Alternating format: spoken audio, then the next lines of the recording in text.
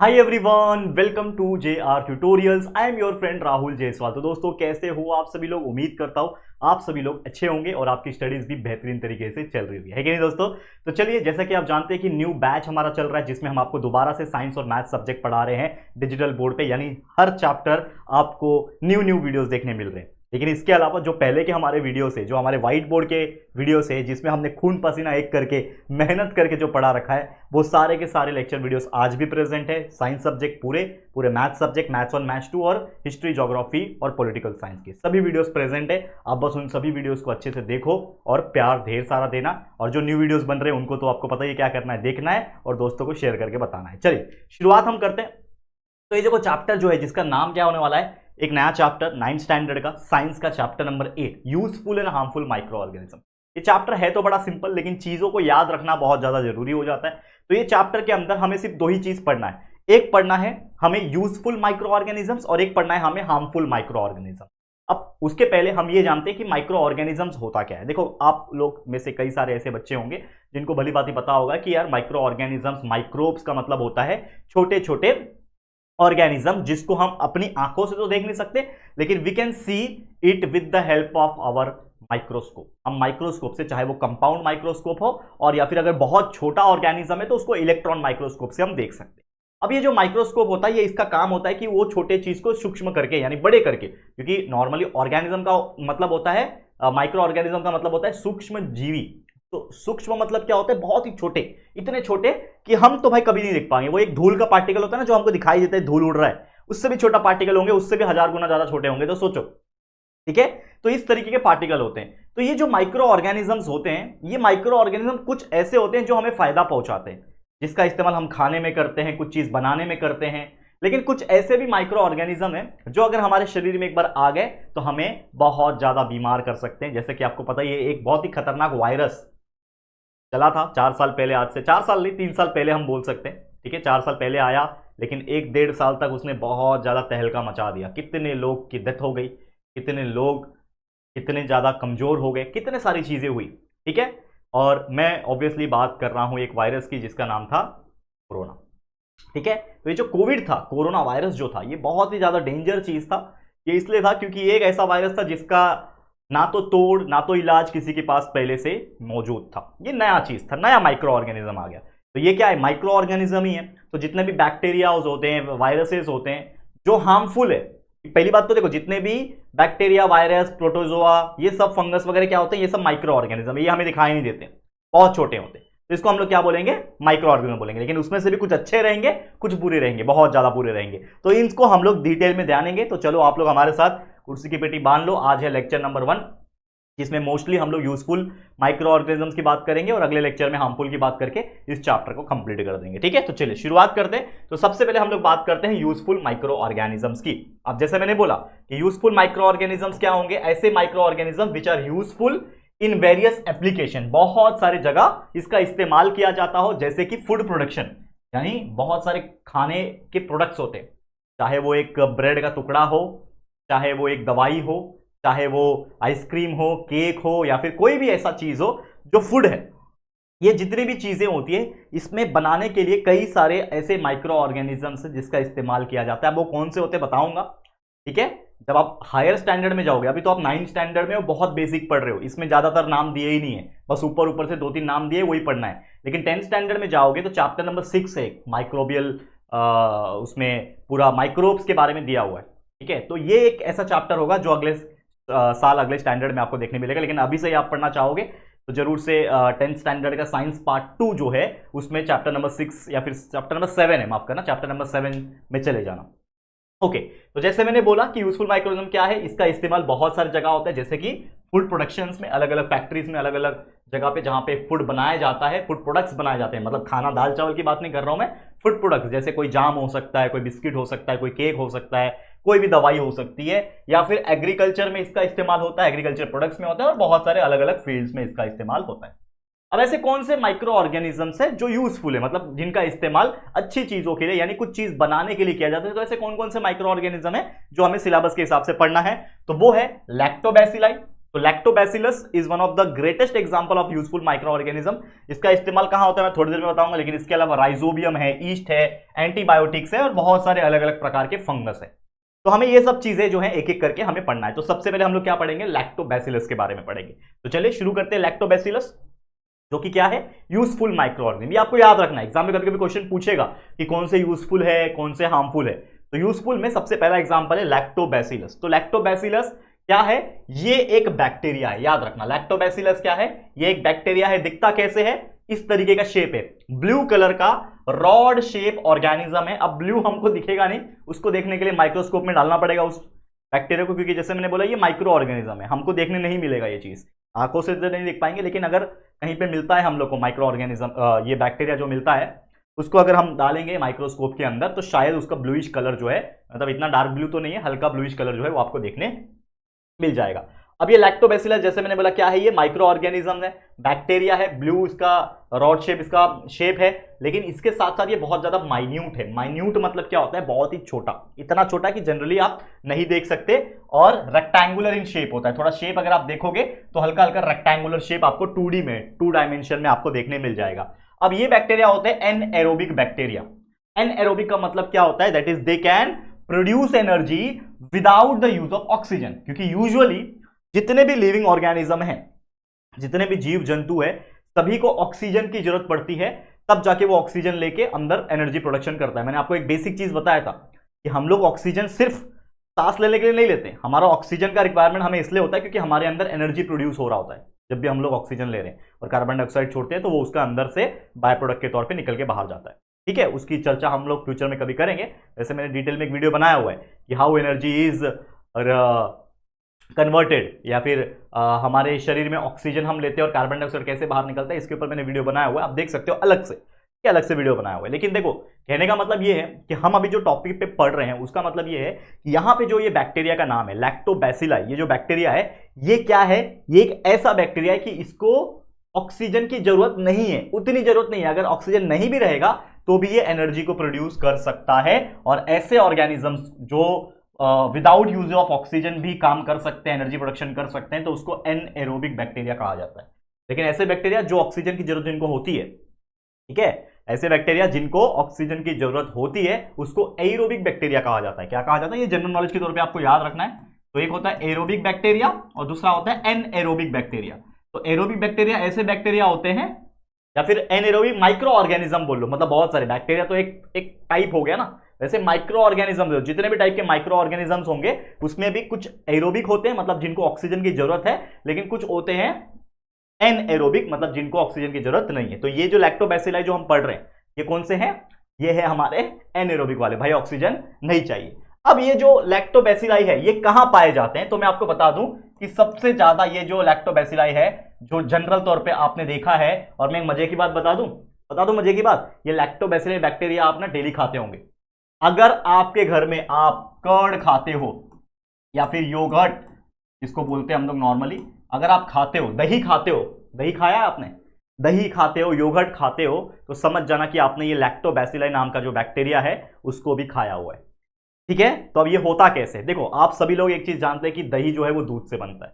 दूध में क्या प्रेजेंट होता है, दूध में मिल्क जो होता है उसके अंदर शुगर प्रेजेंट होता है, एक उसका टाइप होता है, मतलब जो हमारे घर में शक्कर आता है वो नहीं, एक अपना खुद का एक शुगर होता है, शुगर इन मिल्क जिसको हम लोग बोलते हैं। और उस मिल्क के नेचुरल शुगर को, मिल्क के अंदर एक नेचुरल शुगर होता है, उस नेचुरल शुगर को बोला जाता है लैक्टोस, यानी एक केमिकल है समझ लो जो मिल्क में प्रेजेंट होता है। ठीक है, अब ये जो लैक्टोस है ये दूध में प्रेजेंट है, लेकिन जब भी आपको दही जमाना होता है, हमारी मम्मियां क्या करती है, हमारी मम्मी क्या करती है, दूध को हल्का सा गर्म करती है, उसको थोड़ी देर के लिए ठंडा होने के लिए छोड़ती है, उसके बाद दूध के बीचों बीच टोप जो पतीला होता है उसमें थोड़ा सा दही मार्केट से लेके आके उस दही को उस दूध के अंदर डाल देते हैं और उसको ढक देते हैं। और आफ्टर 7 to 8 आवर्स, 8-10 घंटे के बाद आपने देखा होगा कि वो पूरा जो थोड़ा सा जो दही डाला था उसके वजह से वो जो पूरा दूध था वो अब दही में कन्वर्ट हो गया है। तो आपने क्या किया, आपने थोड़ा सा दही डाला, लेकिन वो दही में एक्चुअल में क्या था, वो था लैक्टोबैसिलाई। क्या था, उस दही में प्रेजेंट था ये लैक्टोबैसिलाई नाम का बैक्टीरिया। तो जैसे ही आपने उस दूध में इस बैक्टीरिया को डाला तो आपका जो लैक्टोज जो था वो कन्वर्ट कर देगा लैक्टिक एसिड में। किसमें कन्वर्ट हो गया बच्चा? Lactose is converted into lactic acid, और ये जो प्रोसेस है that is the conversion of lactose into the lactic acid by using the lactobacillus bacteria. This process is called the fermentation process. आपने देखा है जो दूध होता है नॉर्मली अगर आप टेस्ट करते हो तो थोड़ा सा मिठास तो होता ही है दूध में, मतलब आप शक्कर नहीं डालोगे तो भी आपको कड़वा खट्टा या फिर ऐसा कुछ लगता नहीं है, नॉर्मल लगता है, टेस्ट ऐसा लगता है कि आप उसमें है शुगर है, नेचुरल शुगर है। लेकिन जब आप दही खाते हो, कच्चा दही मतलब बिना किसी चीज की मिलावट के, जब आप दही खाते हो तो दही आपको खट्टा लगता है। क्यों लगता है? बिकॉज ऑफ इसमें क्या प्रेजेंट है? लैक्टिक एसिड प्रेजेंट है। और जहां पे भी एसिड ये वर्ड आ गया तो एसिड तो खट्टा होता है ना। मैंने विनेगर का एग्जांपल मैंने दिया था, आपको याद होगा, आपको चैप्टर नंबर 5 में हमने विनेगर पढ़ा था। तो vinegar is nothing but CH3COOH। ये क्या है? ये वाला जो पार्ट है ये एसिड का पार्ट है। तो जहां पे भी एसिड आएगा, ये एसिडिक एसिड होता है ना, तो जहां पे भी एसिड आएगा भैया वो खट्टा होना ही है, इसलिए विनेगर खट्टा लगता है, थोड़ा कड़वापन में भी आता है। तो ये जो है इस वजह से लैक्टिक एसिड के प्रेजेंस होने की वजह से दही जो है वो खट्टा लगता है, जिसको फर्मेंटेशन बोला जाता है। ठीक है, अब जनरल तौर पे क्या होता है कि जो मिल्क होता है उसका एक पीएच रहता होगा, पीएच यानी पावर ऑफ हाइड्रोजन, जो हमने पढ़ा था, याद है? पीएच वैल्यू होता है सबका। ठीक है, तो जनरल तौर पे जो पीएच होता है मिल्क का वो डिक्रीज होने लगता है because of the coagulation of milk proteins. जो भी मिल्क प्रोटीन्स है, बिकॉज लैक्टोज कन्वर्ट हो रहा है, लैक्टोबैसिलाई जो बैक्टीरिया है वो अपने अंदर, उसके अंदर क्या कर रहे हैं? अपने आप को मल्टीप्लाई कर रहे हैं, यानी रिप्रोडक्शन कर रहे हैं, और पूरा दही में मिल्क में फैल के उसको दही में कन्वर्ट कर रहे हैं, यानी लैक्टोज को लैक्टिक एसिड में कन्वर्ट कर रहे हैं। तो इस केस में जब लैक्टिक एसिड में जब कन्वर्ट हो रहा होता है उस टाइम पे जो मिल्क प्रोटीन होता है उसका कोएगुलेशन होने लगता है, और जिसके वजह से मिल्क का जो पीएच है वो धीरे धीरे ड्रॉप होने लगता है, और मिल्क का पीएच धीरे धीरे ड्रॉप होके पहुंच जाता है लगभग 5.0 से लेके 5.5 तक, यानी लगभग स्लाइटली एसिडिक इन नेचर वो हो जाता है। बहुत ज्यादा एसिडिक नहीं है, स्ट्रॉन्ग एसिड नहीं है, लेकिन स्लाइटली एसिडिक है, इसके लिए आपको दही थोड़ा खट्टा लगता है। अब इसका जो लो पीएच हुआ मिल्क से, जब दही बना लैक्टोबैसिलाई के हेल्प से, तो जब इसका पीएच जो है वो कम हो रहा था, तो ये जो लो पीएच हुआ, ये लो पीएच ही हेल्प करता है कि अगर बाई चांस उसमें कोई हार्मफुल बैक्टीरिया, हार्मफुल कुछ माइक्रो ऑर्गेनिजम्स है, तो वो लो पीएच उसके हार्मफुल माइक्रोब्स को क्या करता है? डिस्ट्रॉय करने में हेल्प करता है, जो कि उस मिल्क में प्रेजेंट होता है, और इस तरीके से ये पूरा प्रोसेस काम करता है। तो इस लैक्टोबैसिलस नाम के बैक्टीरिया ने क्या किया है? आपकी हेल्प की है दूध को दही जमाने में, और ऑब्वियसली दूध से ज्यादा दही में आपको पोषक तत्व मिल जाती है, प्रोटीन ज्यादा होता है, पेट के लिए अच्छा होता है, ऐसा बोला जाता है। करेक्ट है कि नहीं? तो ये सब चीजें जो है हमारे लिए फायदेमंद है, एंड दैट्स व्हाई ये लैक्टोबैसिलाई नाम का बैक्टीरिया हमारे लिए क्या है? Useful microorganism. समझ में आ गया पहला टॉपिक कि ये यूजफुल क्यों है?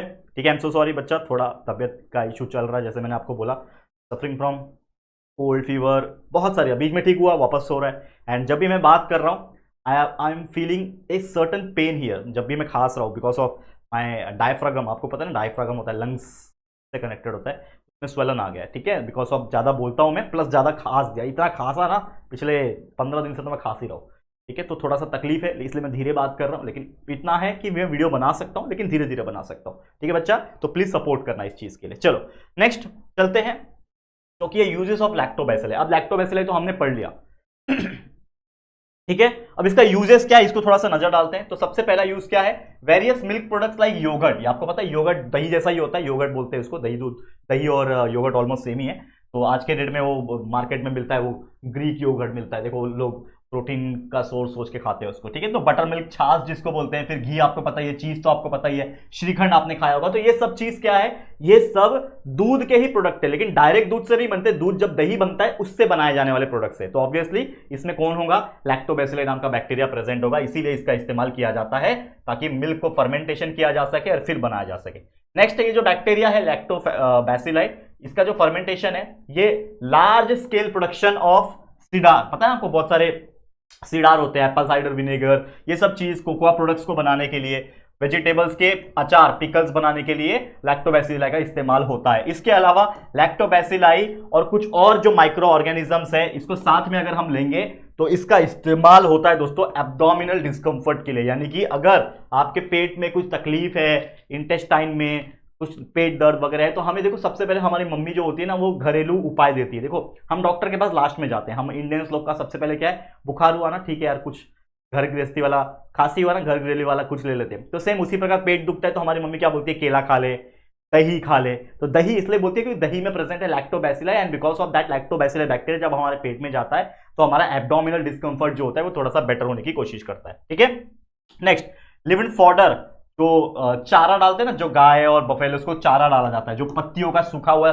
चारा होता है, तो उसमें भी फर्मेंटेशन किया जाता है और लैक्टोबैसिलाई बैक्टीरिया जो है वो डाला जाता है। फिर साथ ही में लैक्टोबैसिलाई जो फर्मेंटेशन प्रोसेस है, इसका इस्तेमाल वाइन बनाने में भी किया जाता है। आपको पता है ना वाइन कैसे बनती है? वाइन, अल्कोहल, दारू की बात कर रहा हूं मैं, वाइन जो होती है, ठीक है ना, ऐसा बोला जाता है वाइन लड़की लोग पीते हैं, वो रेड रेड कलर का रेड वाइन, ठीक है, ऐसा जरूरी नहीं है, पीने वाले तो पीते ही, उनको तो कोई ये नहीं है। लेकिन जो वाइन होती है वो बनती कैसे है? तो वाइन कोई ऐसे प्रोडक्ट्स को सड़ा के बनाया जाता है, मतलब उसका फर्मेंटेशन किया जाता है, जैसे ग्रेप्स हो गया, जैसे व्हीट हो गया, बार्ली हो गया, जौ हो गया, ये सब ऐसे फूड ग्रेन्स होते हैं और ग्रेप्स वगैरह को सड़ाया जाता है। तो उसमें जो प्रोसेस किया जाता है फर्मेंटेशन के लिए, उसमें बैक्टीरिया कौन डाला जाता है, कौन सा बैक्टीरिया डाला जाता है? यही लैक्टोबैसिलाई जो है डाला जाता है। और साथ ही में एक मोस्ट इंपॉर्टेंट चीज, ब्रेड, ब्रेड को भी बहुत, देखो ज्यादातर ब्रेड बनता है ईस्ट से, जो कि हम लोग अगला टॉपिक पढ़ने वाले हैं, ईस्ट आएगा, लेकिन बहुत सारे ऐसे ब्रेड है जिसमें लैक्टोबैसिलस का भी इस्तेमाल किया जाता है, तो ये आपको याद रखना। समझ में आ गया? तो ये था हमारा लैक्टोबैसिलाई यूजफुल माइक्रोऑर्गेनिज्म, पहला टॉपिक ये होता है कंप्लीट। नेक्स्ट अगर हम बात करते हैं, अगला जो टॉपिक है वो है राइजोबियम। तो ये क्या है? ये भी एक माइक्रो ऑर्गेनिज्म है जो कि यूजफुल है, और इस राइजोबियम को सिम्बायोटिक बैक्टीरिया कहा जाता है। मतलब इन शॉर्ट राइजोबियम भी क्या है? ये एक बैक्टीरिया है, लगभग पिंकिश रॉड शेप ऑर्गेनिज्म। जैसे हमारा लैक्टोबैसिलस क्या था? ब्लू रॉड शेप था, वैसे ये पिंक कलर का हल्का सा पिंक कलर का रॉड शेप ऑर्गेनिज्म है। क्या है? ये भी एक बैक्टीरिया है, लेकिन यूजफुल है। अब क्यों यूजफुल है?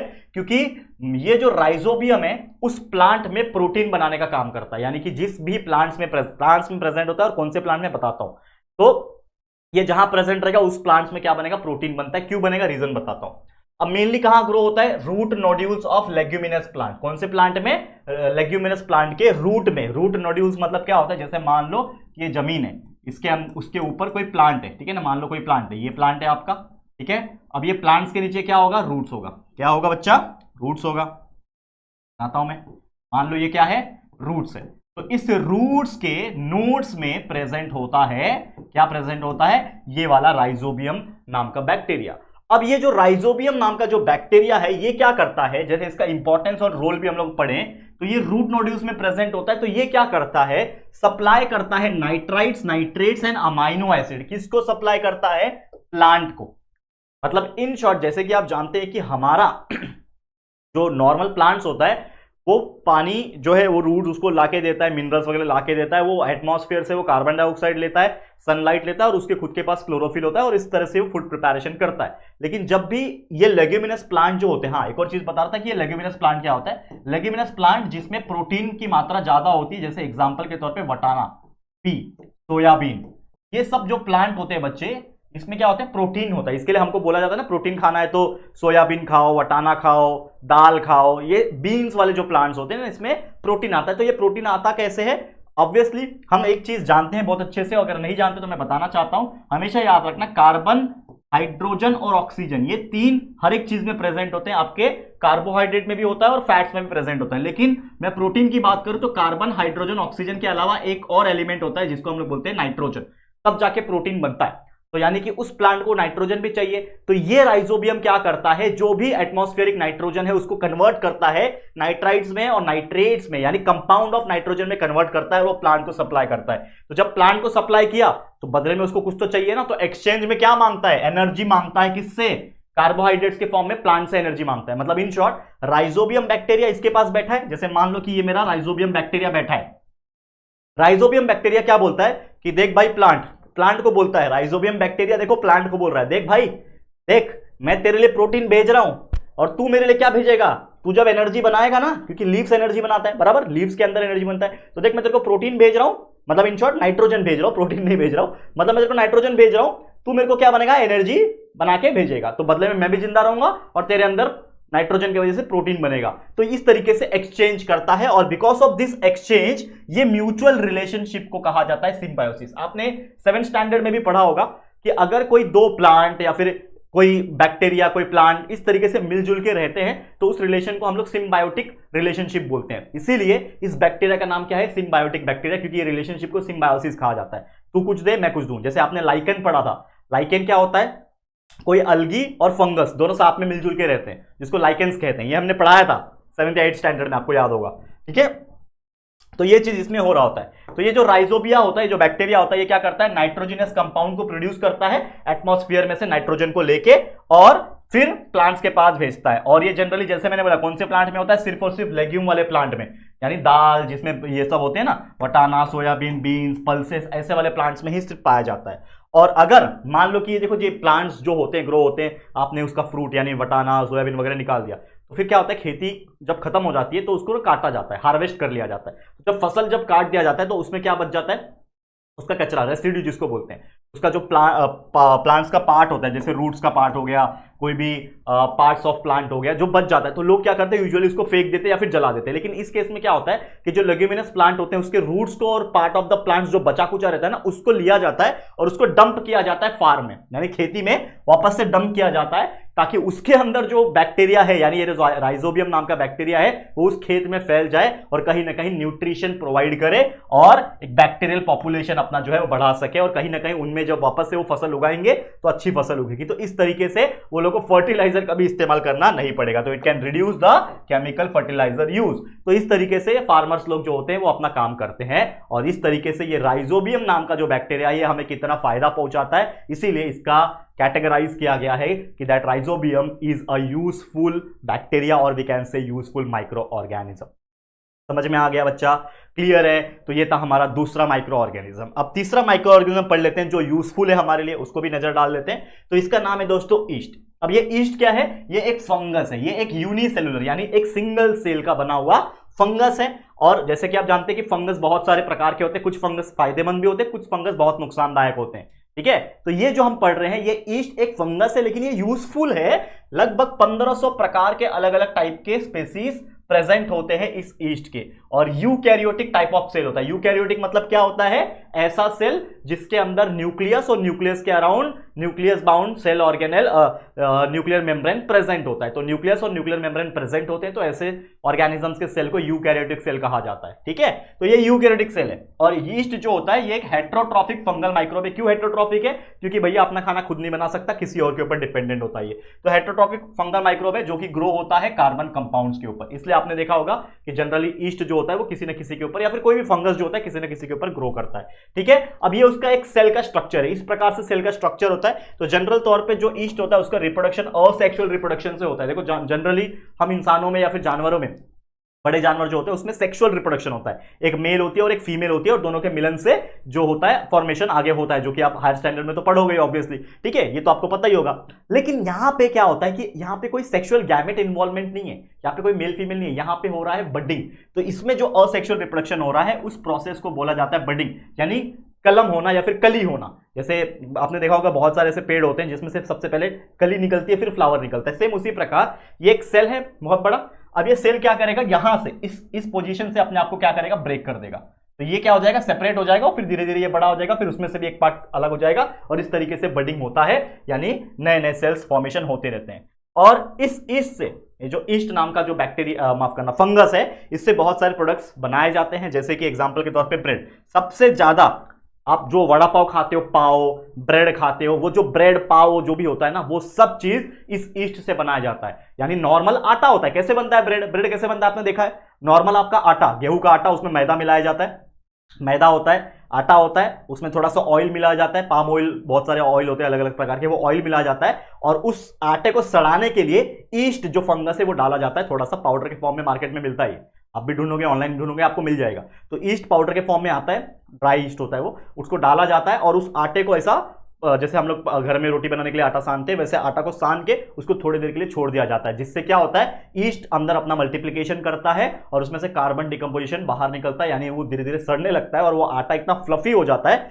फिर उसको छोड़ के और उसको जो भी शेप देना है वो भट्टी में डाल देते हैं, भट्टी में जाके वो सिक जाता है, यानी कि थोड़ा सा उसका सिकाई हो जाती है, और फिर बन जाता है ब्रेड। उसको कटिंग पीसेस में कटेड किया जाता है, जो भी है इस तरीके से जो है बनता है। लेकिन इसके अलावा इसका इस्तेमाल अल्कोहल बनाने में किया जाता है। आपको मैंने बताया थोड़ी देर पहले वाइन वगैरह बनाने में, तो वहां पे भी कोई चीज को सड़ाया जाता है, यानी कोई चीज है जैसे ग्रेप्स है या फिर कोई राइस है, व्हीट है, ये सबको सड़ाया जाता है। सेम इसी प्रकार जो भी फ्रूट्स होते हैं, ठीक है, और भी बहुत सारी चीजें होती है, उसको सड़ाया जाता है। खासकर जैसे एग्जांपल के तौर पर बात करो, शुगर केन, आपको शुगर केन पता है, तो शुगर केन का जूस जब आप पी लेते हो तो उसका छिलका बच जाता है, गन्ने का जूस पिए हो ना, उसका छिलका बच जाता है, तो उस छिलके को जब वापस से बनाया जाता है, बनाया मतलब उस छिलके को लिए जाता है और उसको भट्टी में डाला जाता है। शुगर फैक्ट्रीज क्या करती है, उसका मोलासेस तैयार करती है, तो उस चीज को मोलासेस कहा जाता है। उस मोलासेस के अंदर ये जो ईस्ट नाम का फंगस है उसको डाला जाता है, वो धीरे धीरे वो रिएक्शन करता है और उसमें से क्या बनता है, अल्कोहल बनता है, जो कि होता है C2H5OH, is the formula for alcohol. अब वही अल्कोहल का इस्तेमाल होता है अलग अलग चीज बनाने में, दारू बनाने के लिए भी होता है, इथेनॉल बनाने के लिए भी होता है, फ्यूल बनाने के लिए भी होता है, तो ये सब चीजें इसका इस्तेमाल होता है। क्लियर, समझ में आ गया ईस्ट? ठीक है, तो उम्मीद करता हूं आपको बहुत अच्छी तरीके से समझ में आ गया होगा। तो ये था हमारे जितने भी यूजफुल माइक्रो ऑर्गेनिजम्स थे वो मैंने बता दिया। लेकिन दोस्तों एक और चीज है जो यूजफुल कैटेगरी में आता है, जो कि है एंटीबायोटिक्स। लेकिन अभी इसको मैं इस लेक्चर में कवर नहीं करूंगा, ऑलरेडी वीडियो बड़ा हो गया। तो हम क्या करेंगे, एंटीबायोटिक्स जो कि एक यूजफुल माइक्रो ऑर्गेनिजम्स की कैटेगरी में आ जाता है, तो उसको हम लोग नेक्स्ट लेक्चर में देखेंगे। और फिर जो बचे हुए हार्मफुल माइक्रो ऑर्गेनिजम्स जो कि छोटे मोटे टॉपिक्स है, उसको भी फटाफट देख के अगले लेक्चर में यानी लेक्चर नंबर 2 में इस चैप्टर को कंप्लीट कर देंगे। तो आज के लिए इतना ही, इसी के साथ इस वीडियो को मैं एंड करता हूं। उम्मीद करता हूं ये वीडियो आपको बहुत अच्छा लगा होगा। ठीक है दोस्तों, तो कैसा लगा है जरूर से कमेंट करके बताना। वीडियो पसंद आया है तो प्लीज वीडियो को लाइक कर देना, शेयर करना अपने दोस्तों के साथ, और अगर पहली बार आए हो चैनल पे, अभी तक चैनल को सब्सक्राइब नहीं किया है, तो फटाफट से हमारे चैनल को सब्सक्राइब करके बेल आइकन को भी प्रेस कर देना। ठीक है दोस्तों, तो चलो फिर जल्दी मिलेंगे एक और नई वीडियो में, तब तक के लिए thank you and good bye.